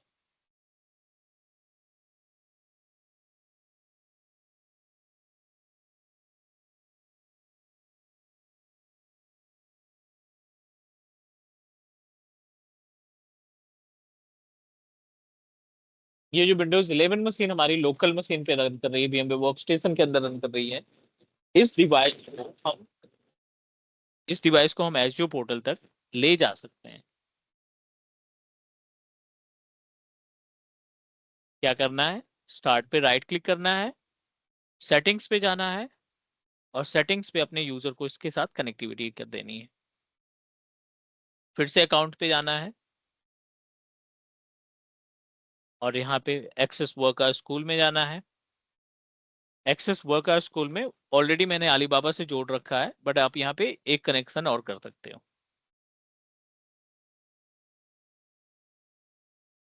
जो यूजर नेम है वो यूजर नेम दीजिए telnet@teachmecloud.in। जो भी पासवर्ड आपने दिया था वो पासवर्ड दे देंगे।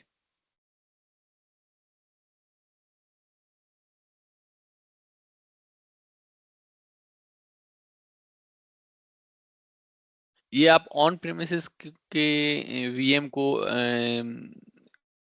एजोर एडी वाले यूजर को एक्सेस दे रहा हो, इस पे लॉगिन कर ले ऑन प्रेमिसेस पे, राइट? हाँ जी। ओके। तो ऐसा कोई रिक्वायरमेंट नहीं है वो वीएम को या वो सिस्टम को डोमेन का पार्ट होना चाहिए and then only it will be able to log in? कोई फर्क नहीं पड़ता। आपका बस प्री रिक्विजिट इतना है कि आपकी जो ऑन प्रोमाइसेस मशीन है जिसको आप ऐड करना चाहते हो पोर्टल पे, उस मशीन को लोकल एडमिन से लॉगिन करा लो, बस that's it. Okay. Work group का मेंबर है, डोमेन का मेंबर है, उससे कोई फर्क नहीं पड़ता। एज्योर सभी को एंटरटेन करता है, वर्क ग्रुप की मशीन को भी, डोमेन के मेंबर की मशीन को। जो मशीन मैंने इनरोल की है ना, which is already member of local domain controller system.cpl, sir जो ये ऑलरेडी जैसे क्लाउड कि का पार्ट ये है। ऑन, अच्छा ये वीएम क्लाउड का पार्ट है? नहीं भाई, नहीं cloud.com नहीं डोमेन कंट्रोलर नॉर्मल का है। पार्ट है। ओके ओके, And ठीक है। this doesn't work on the on-premise AD, right?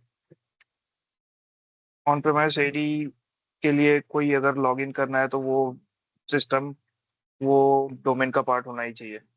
Exactly. Okay. तो सर ये समझ में नहीं आया, मतलब कि ये जो एजोर वाला पोर्टल है वो cloud.com पे है और ये जो ऑन प्रेमिसेस का नहीं भाई, नहीं अभी भाई, आपने जो बनाया है, wait, that is the reason मैंने पहले ही पूछ लिया था कि भाई एडी की आइडिया है कि नहीं है। नहीं है तो ये तकलीफ करेगी।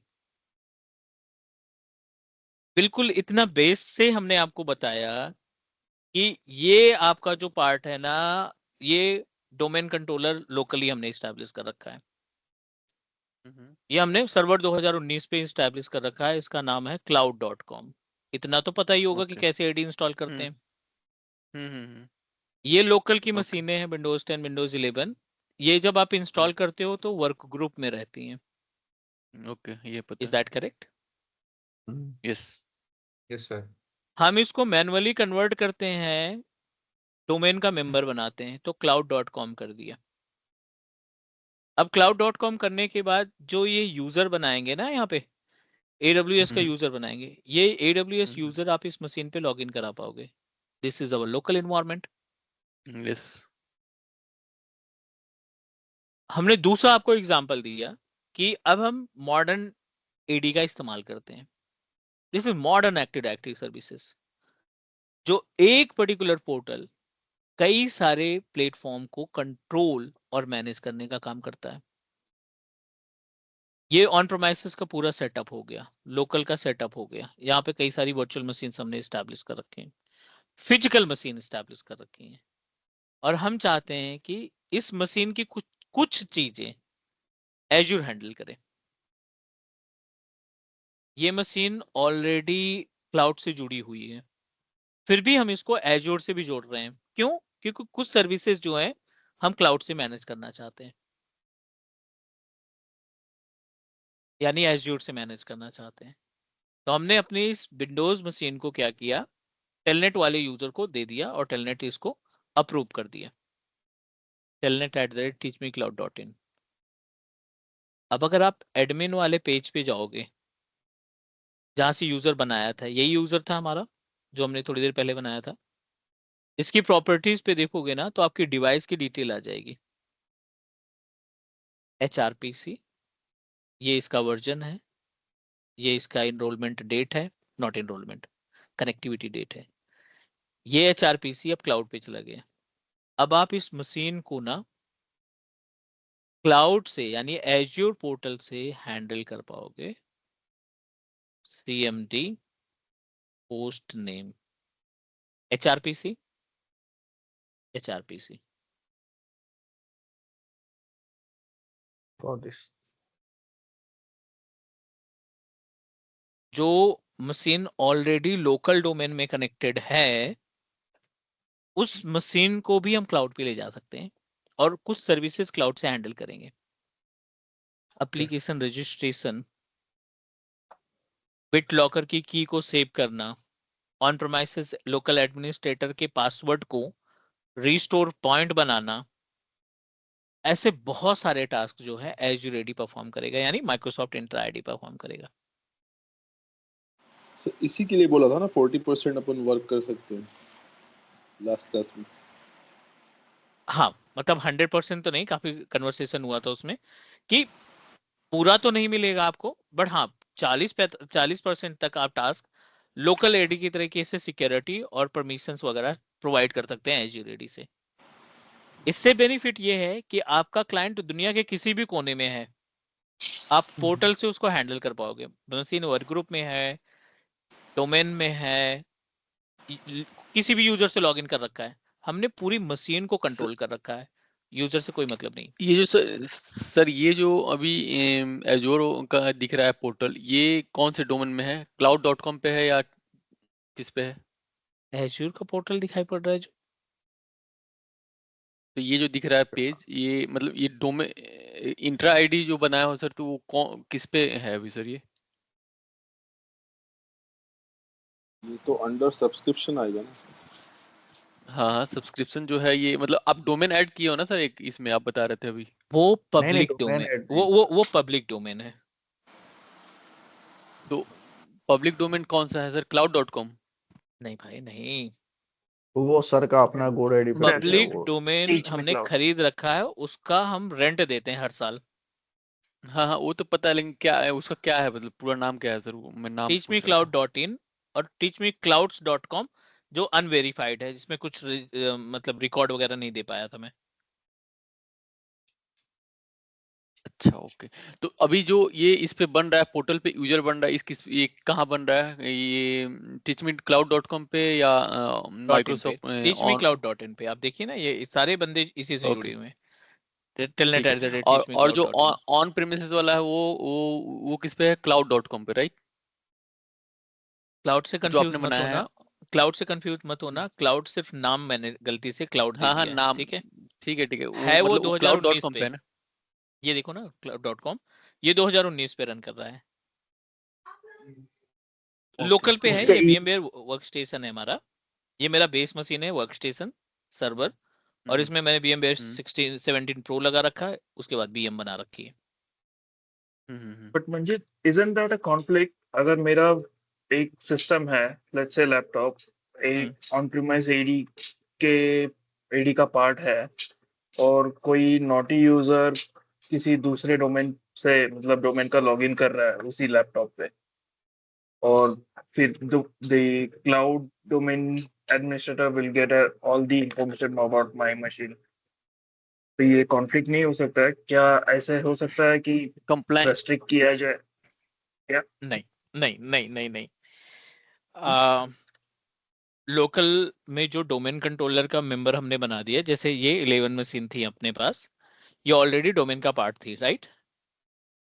मींस इस पे हम जो यूजर बनाए हैं अपने एडी में, लोकल एडी में, वो बंदे इस पे लॉगिन करा सकते थे, मतलब क्लास हो गया, AWS हो गया, अलीबाबा हो गया, टेलनेट हो गया, टेस्ट हो गया, ये बंदे यहाँ पे लॉगिन करा पाते हैं, ठीक है?